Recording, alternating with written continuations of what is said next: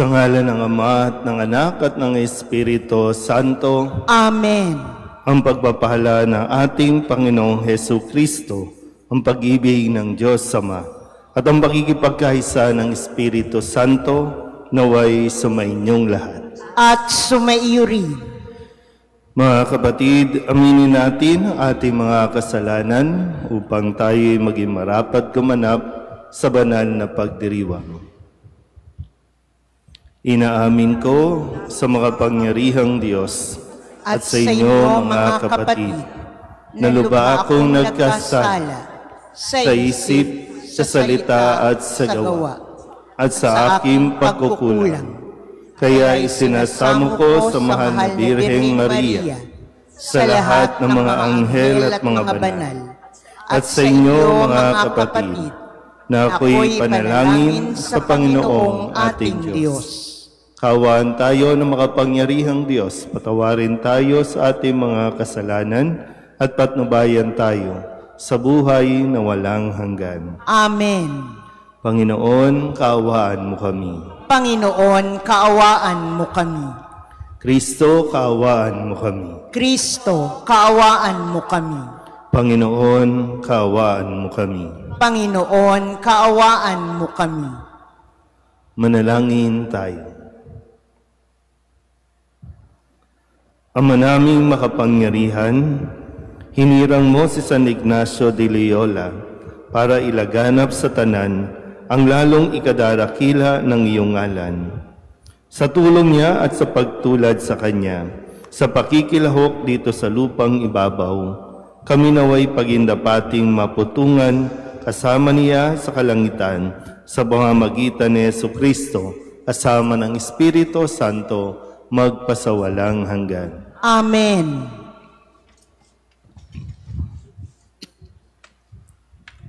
Pagbasa mula sa aklat ng Exodo. Noong mga araw na iyon, ginawa ni Moises ang lahat ayon sa utos ng Panginoon. Kaya ang tabernakulo'y itinayo nila noong unang araw ng unang buwan ng 2 taon mula nang umalis sila sa Ehipto. Si Moises ang nagtayo ng tabernakulo. Inilagay niya ang mga tuntungan nito. Itinayo ang mga bastidor. Isinuot sa mga argolya ang mga trabisanyo at itinayo ang mga poste. Nilatagan niya ng lona ang ibabaw nito at inatipan tulad ng utos ng Panginoon. Isinilid niya sa kaban ang mga tapyas na batong kinasusulatan ng mga utos. Isinuot sa mga argolya ng kaban ang mga pasanan at ipinatong ang luklukan ng awa. Ipinasok niya sa tolda ang kaban ng tiban at tinabingan ayon sa utos ng Panginoon. Nang mayari ang tabernakulo, nabalot ito ng ulap at napuspos ng kaningningan ng Panginoon. Hindi makapasok si Moises pagkat nanatili sa loob ang ulap at napuspos nga ito ng kaluwalhatian ng Panginoon. Sa paglalakbay ng mga Israelita, nagpapatuloy lamang sila tuwing tataas ang ulap mula sa tabernakulo. Kapag hindi tumaas ang ulap, hindi sila nagpapatuloy. Hanggang hindi tumataas ang ulap, hindi sila lumalakad. Kung araw, ang ulap ng kapangyarihan ng Panginoon ay nasa tapat ng tabernakulo. Ngunit kung gabi na may ang haliging apoy, ito'y nasa isang lugar na kitang-kita ng mga Israelita at siya nilang tanglaw sa kanilang paglalakbay. Ang salita ng Diyos. Salamat sa Diyos. Ang templo mo'y aking mahal, Diyos na makapangyarihan. Ang templo mo'y aking mahal, Diyos na makapangyarihan. Nasasabik ang lingkod mong sa patio mo ay pumasok. Ang buo kong pagkatao'y umaawit ng may lugod. Sa masayang pag-awit ko'y pinupuri buhay ng Diyos. Ang templo mo'y aking mahal, Diyos na makapangyarihan. Panginoon, sa templo mo, mga mayay nagpupugad, mga ibong layang-laya, sa templo mo'y nagagalak. May inakay na kalinga sa tabi ng iyong altar, O poon, Hari namin, at Diyos na walang kupas. Ang templo mo'y aking mahal, Diyos na makapangyarihan. Mapalad na masasabi, silang dooy tumatahan, at palaging umaawit, nagpupuring walang hanggan. Ang sa iyo umaasay, masasabing mapalad din, habang lumalakad, lalo mo nga silang palakasin. Ang templo mo'y aking mahal, Diyos na makapangyarihan. Kahit isang araw lamang, gusto ko pang sa templo mo, kaysa 1,000 araw na iba ang tahanan ko. Gusto ko pang maging bantay sa pinto ng iyong templo, kaysa ako'y mapasama sa masasamang mga tao. Ang templo mo'y aking mahal, Diyos na makapangyarihan. Tatayo na po ang lahat.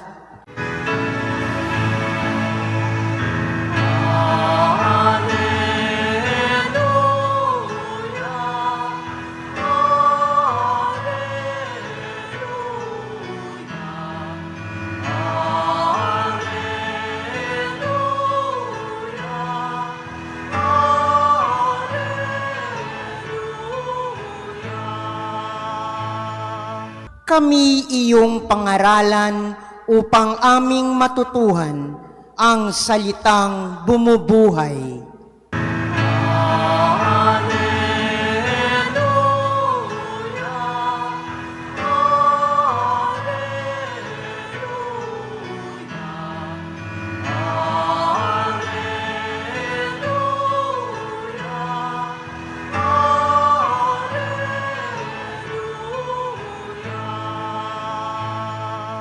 Sumainyo ang Panginoon. At sumaiyo rin. Ang mabuting balita ng Panginoon ayon kay San Mateo. Papuri sa iyo, Panginoon.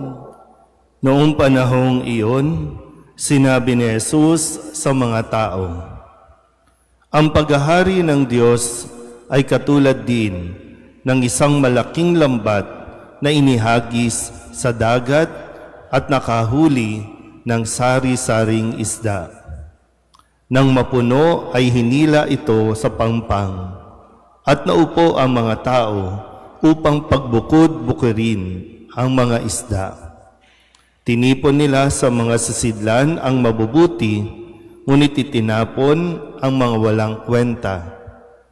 Gayun din ang mangyayari sa katapusan ng daigdig. Darating ang mga anghel at ihihiwalay ang mga makasalanan sa mga banal at ihahagis ang mga makasalanan sa maningas na pugon. Dooy mananangis sila at magngangalit ang kanilang ngipin. Nauunawaan na ba ninyo ang lahat ng ito? Tanong ni Jesus. Opo, sagot nila. At sinabi niya sa kanila, kaya nga, ang bawat iskriba na kumikilala sa paghahari ng Diyos ay tulad ng isang puno ng sambahayan na kumukuha ng mga bagay na bago at luma sa kanyang taguan. Nang masabi na ni Jesus ang mga talinghagang ito, siya'y umalis doon. Ang mabuting balita ng Panginoon. Pinupuri ka namin, Panginoong Hesukristo. Isang magandang umaga po sa inyong lahat.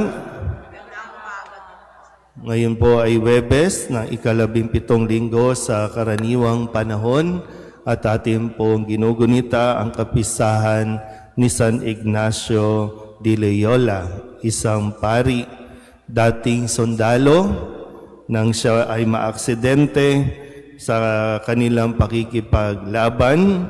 Siya po ay nagpagaling o pansamantalang nanuluyan doon po sa pagamutan at habang siya ay nagpapagaling, doon niya nakilala ang Panginoon sa pamamagitan ng pagbabasa ng mga libro o aklat ng mga santo at santa Ganon din ang Biblia kung kaya nagkaroon ng pagbabago sa kanyang buhay. Mula sa pagiging sundalo, siya ay naging isang pari at sundalo ni Kristo na nagpalaganap din ng mga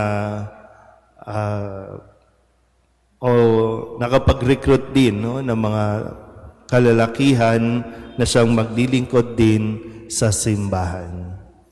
At sa araw na ito, matapos na sunod-sunod na bigyan tayo ng talinghaga tungkol sa paghahari ng Diyos, ngayon naman ay ginagamit ni Kristo na maipaliwanag sa mga tao ang paghahari ng Diyos. Na pagdating ng araw, katulad nga ng isang malaking lambat na iahagis o inihagis sa dagat at lahat ay mahuhuli. Pero pagdating ng araw, paghihiwa-hiwalayin. Ibubukod ang mga makasalanan sa mga hindi makasalanan.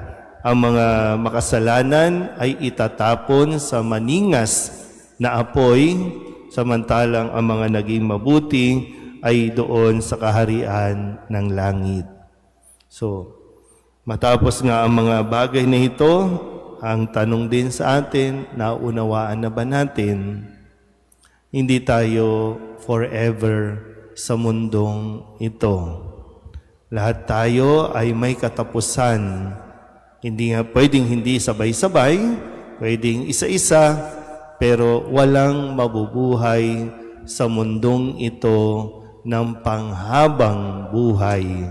Dahil ang habang buhay ay doon pagkatapos dito.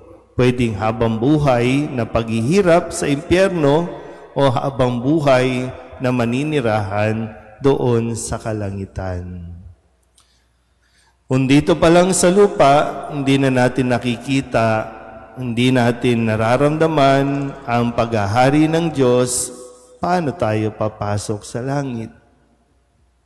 Kung dito pa nga lang, kapag tinatanong ko kayo, pag tinatanong tayo, gusto mo bang pumasok ng langit?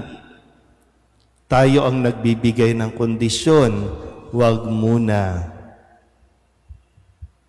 Hindi tayo yon. Isang araw, ihahagis ang lambat, lahat tayo mahuhuli, lahat tayo kukunin. Pero yung judgment day, yun yung mangyayari sa atin.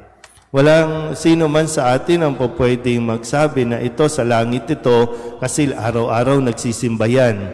Yung mga nandiyan na mga namamasada, mga naglalakad sa kalye, hindi yan papasok sa langit. Wala tayong ganong kakayanan at hindi tayo ang magdidesisyon dyan. O pwedeng araw-araw nasa simbahan tayo, pero posible ding hindi tayo makapasok sa langit. Dahil kailangan nga natin masuri, paano nga tayo namuhay sa mundong ito. At paano ka papasok sa langit kung dito pa lang sa lupa, hindi mo naman kinikilala ang paghahari ng Diyos. Tapos gusto mo pumasok sa langit, sino tayo para pumasok doon? Maghahari-harian tayo? Yun yung reality. Na kahit gaano natin pinahalagahan, pinotektahan ang lahat ng inaakala nating kayamanan sa mundong ito, baliwala yan sa kayamanan na matatagpuan natin sa langit.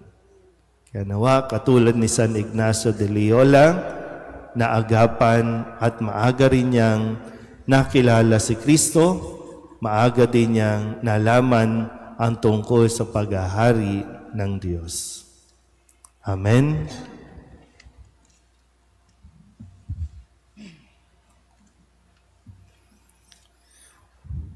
Tumugon tayo ng may pananalig sa paanyaya ng Diyos na pumasok sa Kanyang kaharian. Buong kababaang loob tayong manalangin. Panginoon, dinggin mo ang aming panalangin. Panginoon, dinggin mo ang aming panalangin. Ang simbahan naway huwag tumigil sa pagpapahayag ng Ebanghelyo sa lahat ng tao, dako, wika at kultura.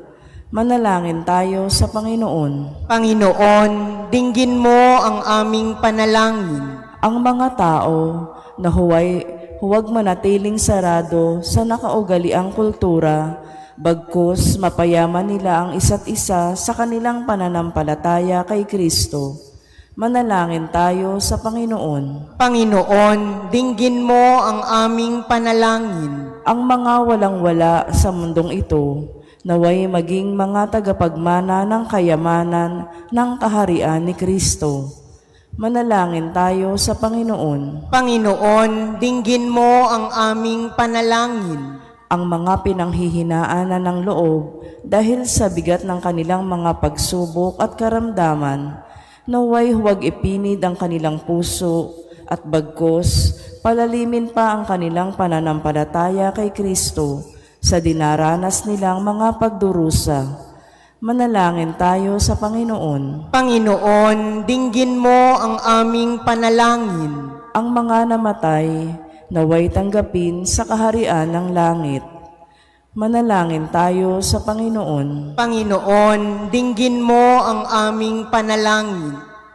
Idulog din natin sa Panginoon ang ating mga personal na kahilingan at mga panalangin para sa ating mga pamilya, kasama din ang mga kahilingan ng mga nanonood sa online. Lahat ng mga misang pasasalamat, special na intensyon, agarang paggaling ng mga may sakit, tang lahat ng mga kaluluwa na inihiling na ipagdasal sa misang ito.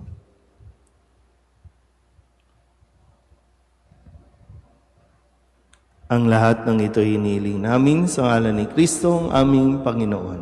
Amen. Kunin at tanggapin ang alay na ito, mga biyayang nagmula sa pagpapala mo. Tanda ng bawat pusong pagkatinibig mo, ngayon'y nananalig, nagmamahal sa'yo.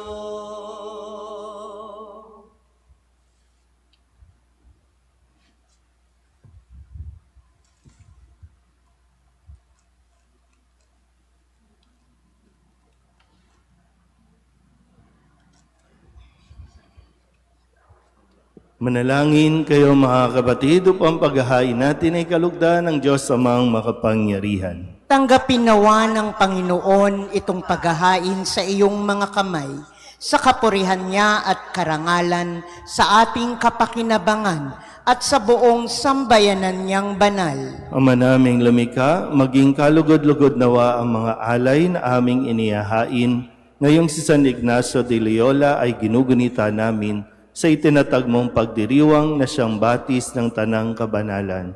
Mangyari nawang kami maging banal sa katotohanan sa pamamagitan ni Jesucristo kasama ng Espiritu Santo magpasawalang hanggan. Amen. Sumainyo ang Panginoon. At sumaiyo rin. Itaas sa Diyos ang inyong puso at diwa. Itinaas na namin sa Panginoon. Pasalamatan natin ang Panginoong ating Diyos. Marapat na siya'y pasalamatan. Ama naming makapangyarihan, tunay ngang marapat na ikaw ay aming pasalamatan sa pamamagitan ni Jesucristo na aming Panginoon. Ngayong si San Ignacio ay pinararangalan sa pamumuhay niyang totoong uliran at pagiging maaasahan sa panunungkulan, kaya't si Jesucristo na maaasahan sa katapatan ay inihahayag sa pangangasiwa sa sambayanan. Ang malasakit na mga ulirang tagapangasiwa noon ay nagpapatuloy magpahanggang ngayon sa mga panalangin kanilang iniuukol kaysa ng sambayanan mong dito'y nagtitipon. Kaya kaysa ng mga anghel na nagsisiawit ng papuri sa iyo nang walang humpay sa kalangitan, kami nagbubunyi sa iyong kadakilaan.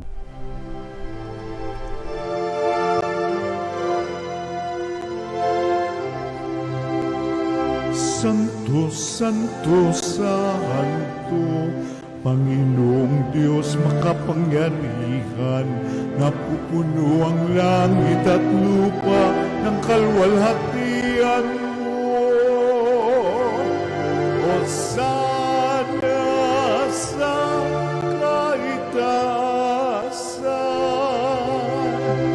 pinagpalang na paririto sa ngalan ng Panginoon. Hosana sa kaitaasan.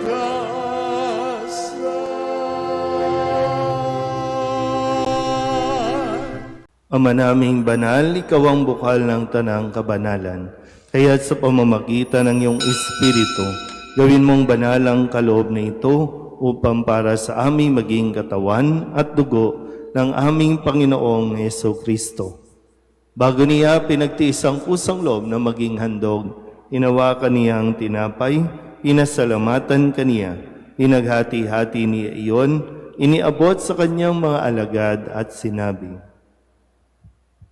"Tanggapin ninyong lahat ito at kanin, ito ang aking katawan na ihahandog para sa inyo."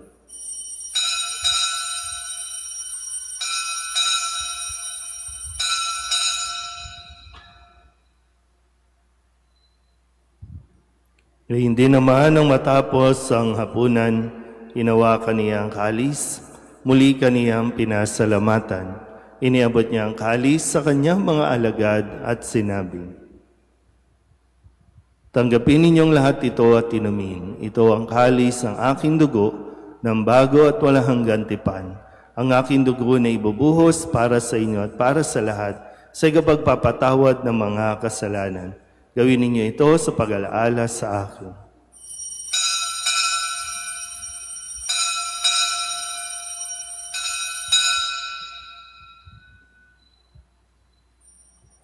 Ipagbunyi natin ang misteryo ng pananampalataya. Si Kristo'y namatay, si Kristo'y nabuhay, si Kristo'y babalik sa wakas ng panahon. Ama, ginagawa namin ngayon ang pag-alaala sa pagkamatay at muling pagkabuhay ng iyong anak.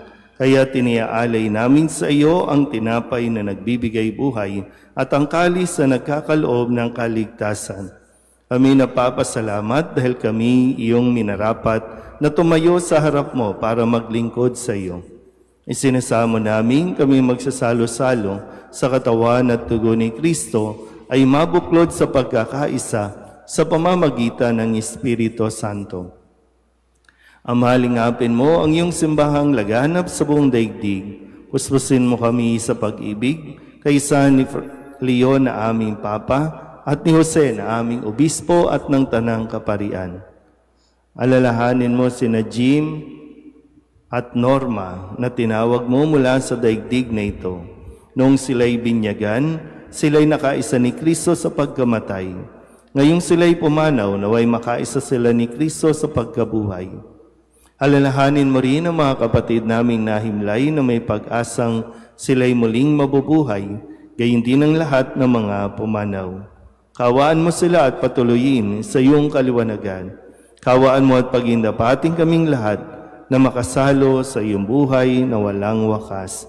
Kaysa ng mahal na Birheng Maria na ina ng Diyos, ng kabiyak ng puso niyang sa San Jose, kaysa ng mga apostol at ng lahat ng mga banal na namuhay dito sa daigdig ng kalugod-lugod sa iyo, may pagdiwang nawa namin ang pagpupuri sa ikararangal mo sa pamamagitan ng iyong anak na aming Panginoong Heso Kristo. Sa pamamagitan ni Kristo, kasama niya at sa Kanya, ang lahat ng parangal at papuri ay sa iyo, Diyos Amang makapangyarihan, kasama ng Espiritu Santo, magpasawalang hanggan. Amen.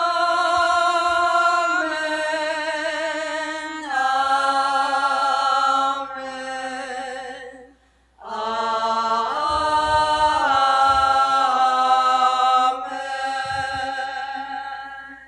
Buong kababaang loob tayong tumawag sa ating Panginoon ng Ama namin.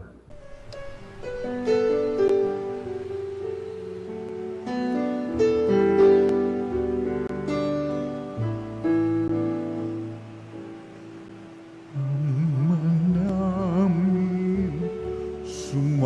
nasa langit ka, sambahin ang ngalan mo, mapasamin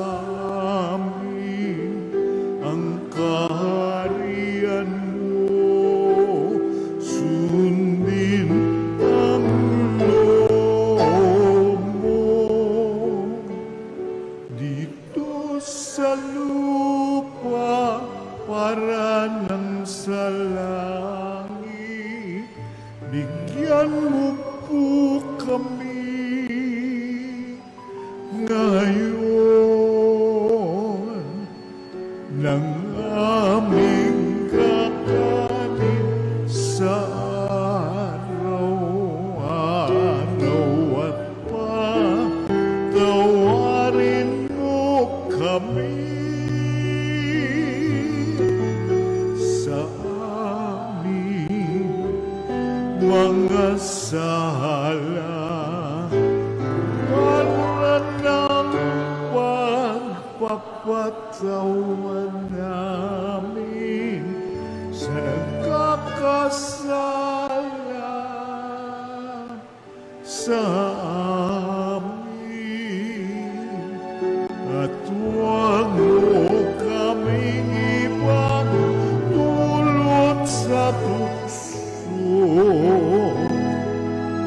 at yadya mo kami sa lahat ng masama. Inihiling namin kami iadya sa lahat ng masama, pagkalooban ng kapayapaan araw-araw, iligtas sa kasalanan, at ilayo sa lahat ng kapahamakan, samantalang aming pinananabikan ang dakilang araw ng pagpapahayag ng tagapagligtas naming si Hesu Kristo. Sapagkat iyo ang kaharian at ang kapangyarihan at ang kapurihan, magpakailanman. Amen. Panginoong Hesu Kristo, sinabi mo sa iyong mga apostol, kapayapaan ang iniiwan ko sa inyo, ang aking kapayapaan ang binibigay ko sa inyo. Tunghayan mo ang aming pananampalataya at huwag ang aming mga pagkakasala. Pagkalooban mo kami ng kapayapaan at pagkakaisa ayon sa iyong kalooban, kasama ng Espiritu Santo, magpasawalang hanggan. Amen. Ang kapayapaan ng Panginoon ay laging sumainyo. At sumaiyo rin. Magbigayan po tayo ng kapayapaan sa isa't isa.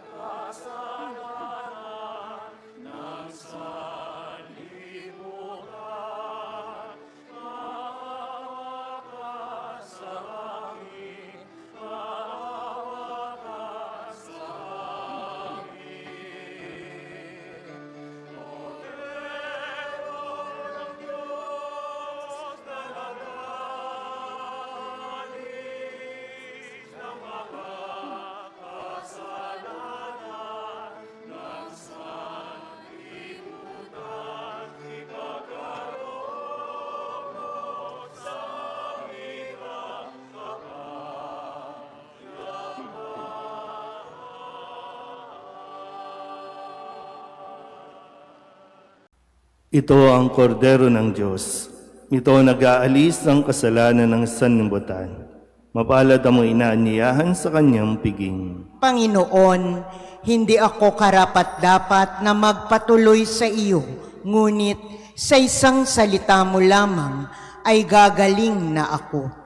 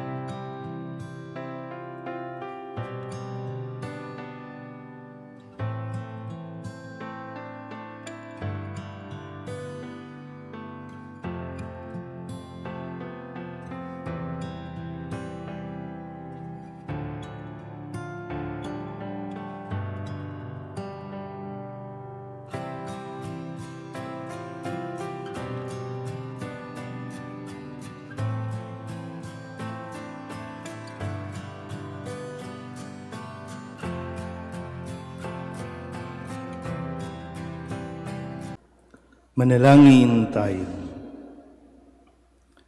Ama naming mapagmahal, ang paghahain namin ng pagpupuri at pagpapasalamat ngayong ginugunita sa San Ignacio de Loyola ay humantong nawa sa ikadarakila kailanpaman ng iyong kamahalan sa pamagitan ni Jesucristo kasama ng Espiritu Santo magpasawalang hanggan. Amen. Sumainyo ang Panginoon At sumaiyo rin. at pagpalain kayo ng makapangyarihang Diyos, Ama at Anak, at Espiritu Santo. Amen. Tapos ang banal na misa, humayo tayo sa kapayapaan ni Kristo. Salamat sa Diyos. Magandang umaga po. Nuestro Padre Jesus Nazareno, sinasamba ka namin, pinipintungo ka namin, aral mo ang aming buhay at kaligtasan. Nuestro Padre Jesus Nazareno, iligtas mo kami sa kasalanan. Ang krus mong kinamatayan ay sagisag ng aming kaligtasan. Nuestro Padre Jesus Nazareno, dinarangal ka na amin. Nuestro Padre Jesus Nazareno, nilulwalhati ka namin. Nuestro Padre Jesus Nazareno, dinarangal ka na amin. Nuestro Padre Jesus Nazareno, nilulwalhati ka namin.